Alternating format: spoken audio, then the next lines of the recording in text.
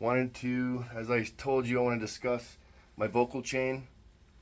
It's designed to keep the artist comfortable and have him sound really good to himself so I can get really good performances out of him, as opposed to just selfishly trying to get a sound that I think is good or that I like. So it comes from years of recording indie artists that aren't Mariah Carey, that aren't Chris Cornell. So this has been a long time in the making and a lot of experimentation.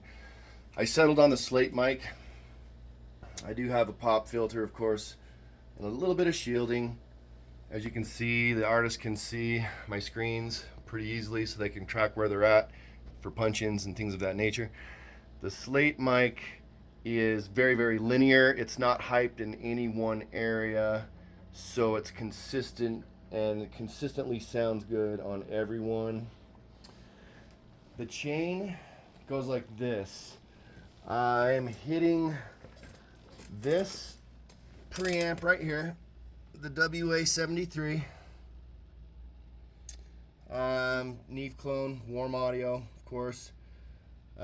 Pretty balanced, not too much saturation. Then I hit this DBX 160X right here. This guy right here. It's really, really huggy.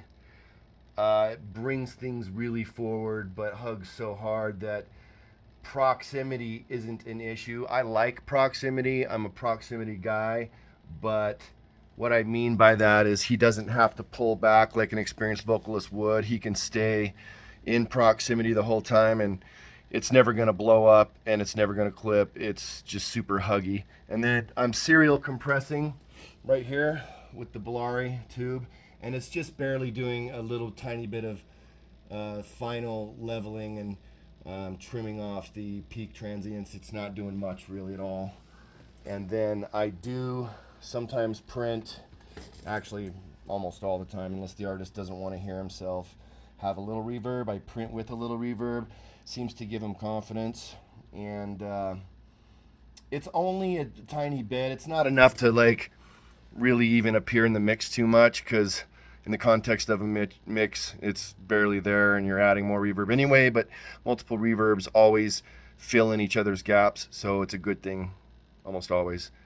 And I do pass through the Mackie, and I sometimes give it a little bit of top end for air, because the Bellari tube compressors seem to be a tiny bit dark, but EQ into compression and top end into compression's fine. It has a good sound to it, and it does have a nice little tingle of saturation.